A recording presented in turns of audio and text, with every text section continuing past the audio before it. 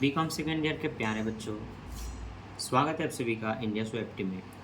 ये वीडियो उन सभी के लिए इम्पोर्टेंट है जिन्होंने बीकॉम LLB BLLB कहीं भी कॉमर्स के कोर्स में स्टैटिक्स लिया हो।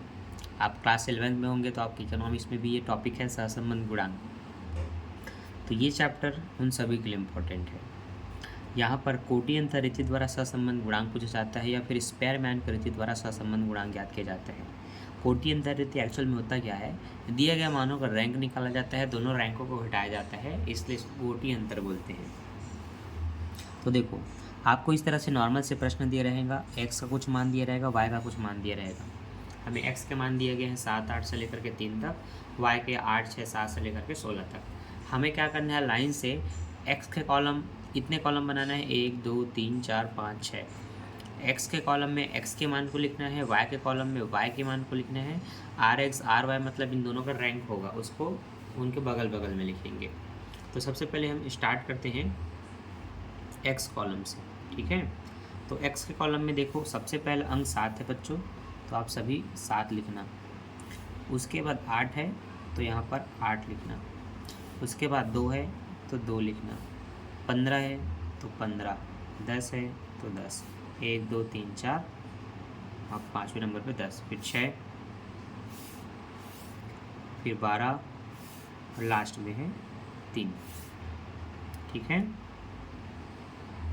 इस तरह से अब इनका रैंक निकालेंगे। अच्छा, वाई को भी लिख सकते हो, वाई का मान क्या है, 8 है, 6 है, 7, 12, 10, 5, 0, 16। यहाँ पर हम देखेंगे सबसे बड़े को हम 1 कहेंगे। रैंक निकालते कैसे हैं वो ध्यान से सुनना। दिए गए x के मानों में जो सबसे बड़े अंक होंगे, सबसे बड़े नंबर होंगे, उनको 1 कहना है। उसके बाद वाले को 2, इससे छोटे वाले को 3। तो देखो, दिए गए हमारे पास जो आंकड़े उनमें सबसे बड़ा हमें 15 दिख रहा है, तो 15 को हम 1 कहेंगे। 15 से जस्ट छोटा यहाँ पर 12 है, इसको हम 2 कहेंगे। जो सबसे बड़ा है उसको 1, जो उससे छोटा है उसको 2। 12 से छोटा 10 है, इसको हम 3 कहेंगे। 10 से छोटा यहाँ पर 8 है, तो 8 को हम 4 कहेंगे। 8 से छोटा 7 है छोटा, तो इसको हम 5 कहेंगे, है ना। 7 से छोटा भी यहाँ 6 है, जिसको हम यहाँ पर 6 कह सकते हैं। उसके बाद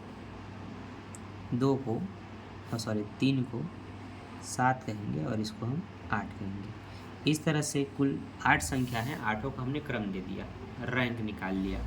तो रैंक कैसे निकलता है, दिए गए आंकड़ों में सबसे बड़े को 1 बोलना होता है, तो 16 सबसे बड़ा है उसको 1। 16 से छोटा यहाँ पर 12 है, उसको 2। उससे छोटा 10 है, उसको 3। उससे छोटा ये 8 है, उसको 4, है ना। इससे छोटा ये 5, ये 6, ये 7 और ये 8, सबसे छोटा, ठीक।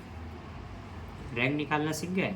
तो दिए गए आंकड़ों में सबसे बड़े वाले को 1 कहना, उससे छोटे को 2, उससे छोटे को 3 करके रैंक निकालना। जब रैंक आपका निकल जाए एक्स और वाई का, तो दोनों को घटाना है, यही कोटि अंतर कहलाता है, ठीक है। तो देखो, 5 में 4 घटेगा तो 1 बचेगा। ये वाला 4 में 6 घटेगा तो -2 बचेगा, क्योंकि ये बड़ा है। 8 में 5 घटेगा तो 3 बचना चाहिए। 2 में 1 जाएगा तो -1, 3 में 3 जाएगा तो 0, 6 और 7 घटेगा तो -1, 2 में 8 जाएगा तो -6, 7 में 1 गया तो +6। जब आपने कोटि अंतर भी ज्ञात कर लिया तो उन्हीं को स्क्वायर कर देना है। स्क्वायर मतलब सब में ऐसे घात 2 लगा देना है। लगाना यहाँ नहीं है, बस मैं समझा रहा हूँ। स्क्वायर मतलब अब यहाँ जो आएगा वो स्क्वायर होगा। तो 1 का वर्ग 1 होता है, 2 का वर्ग 4 होता है, 3 का वर्ग 9, 1 का वर्ग 1, 0 का 0, 1 का 1, 6 का 36 होता है, 6 का 36 होता है। ये होता है रैंकों का वर्ग, है ना, रैंकों के अंतर का वर्ग। तो इस तरह से वर्ग निकालना है। 1 का 1, 2 का 4, 3 का 9, 1 का 1, 0 का 0, 1 का 1, 1 का 6 का 36 और 6 का 36। अब यहाँ पर हम प्लस करते हुए चलेंगे। तो देखो देखो बच्चों, 36 में इस 4 को जोड़ेंगे तो ये 40 हो जाएगा, है ना। 9 और 1 10, 10 और 40 50, 50 और 30 80, 80, 86, 88, टोटल 88 हो रहा है। एक बार आप लोग भी जोड़ लो, अगर गलत हुआ तो आप कमेंट करके बता देना, ठीक है। तो एक बार मैं इसे जोड़ लेता हूँ, 35, 37, 72, 73, 74, 75, 80 और 88 ही हो रहा है, ठीक। तो हम इसको बोलेंगे सिग्मा डी स्क्वायर बराबर 88, ठीक। पदों की संख्या आप इनमें से किसी भी एक लाइन को कह सकते हैं। पदों की संख्या n बराबर यहाँ पर 8 है ना। अब इसके सूत्र क्या होते हैं उस पे आते हैं। सूत्र भी आपको पता होना चाहिए क्या होते हैं, तो मैं यहाँ साइड में इसका सूत्र लिख देता हूँ आपकी जानकारी के लिए। सूत्र होता है RS बराबर 1 माइनस 6 सिग्मा डी स्क्वायर बटे n और n का स्क्वायर माइनस 1, ये होता है सूत्र, ठीक। इसी सूत्र में मान भर के आप अपने क्वेश्चन को सॉल्व करते हो तो देखो कैसे सॉल्व होगा। एक का एक रहेगा, माइनस का माइनस, 6 का 6, सिग्मा डी स्क्वायर का मान आपका 88 है तो यहाँ लिख दो 88, n का मान 8 रहेगा और यहाँ पर 8 का स्क्वायर करके माइनस 1 करेंगे। तो यहाँ फिर से एक का एक, 6 का 6, 88 का 88 भी मैं गुणा नहीं कर रहा हूँ।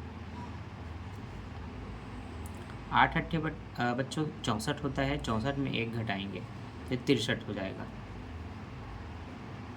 8 छक्का 48 की 8, हासिल है 6, फिर 8 छक्का 48, 48 और 6 54 हो जाएंगे बटे 8 गुणित 64 में 1 गया 63, है ना।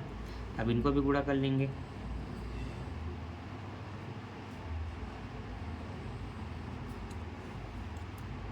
8 ते 24 की 4, हासिल है 2, 8 छक्का 48 और 2 50, ठीक। अब 504 को भाग देना है, 548 को भाग देना है 504 से। तो ये काम हम अपने कैलकुलेटर से करेंगे जो कि काफ़ी बड़ा है साइज़ में। ये रहा। किसको काटना है? 548 को 504 से। तो 548 भागित 504 आपको मिलेगा 1087। तो यहाँ पर 1087, ये दोनों आपस में कटेंगे तो एक से कट गए, 1087 जो आया वो आपका आंसर है, ठीक। तो इन दोनों घटाना था, एक में घट गया, 087 आपका आंसर है। तो देख लो, ऐसे क्वेश्चन इसी तरह से आपको बनाने होते हैं जो कोटि अंतर में पूछे जाएंगे। अब आप इनकी सहायता से उदाहरण के कुछ क्वेश्चन, क्रियात्मक के कुछ क्वेश्चन बना करके देख सकते हैं, जिसमें से अधिकतर क्वेश्चन के आंसर आप ला सकते हैं, है ना। एक बार मैं आपको बुक में भी दिखाता हूँ, बुक में भी शो करता हूँ।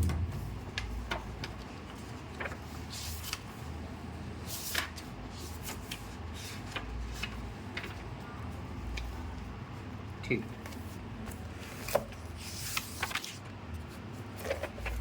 देखो बच्चों, यहाँ पर भी x y के मान दिए गए हैं और कोटि अंतर रीति द्वारा ज्ञात कीजिए बोला है।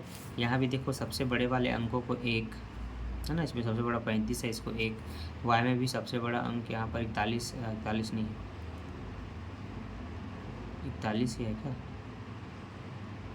अच्छा 50 है, उसको 1 बोले है ना। तो इसी तरह से इसमें भी रैंक निकाला है, बस इसमें कुछ 2 से अधिक नंबर रिपीट होते हैं, वो रिपीटेशन वाला मैं बताऊँगा। तो इसके कुछ क्वेश्चन आप बिल्कुल बना करके देखेंगे, आपसे बनेगा प्रैक्टिस के लिए।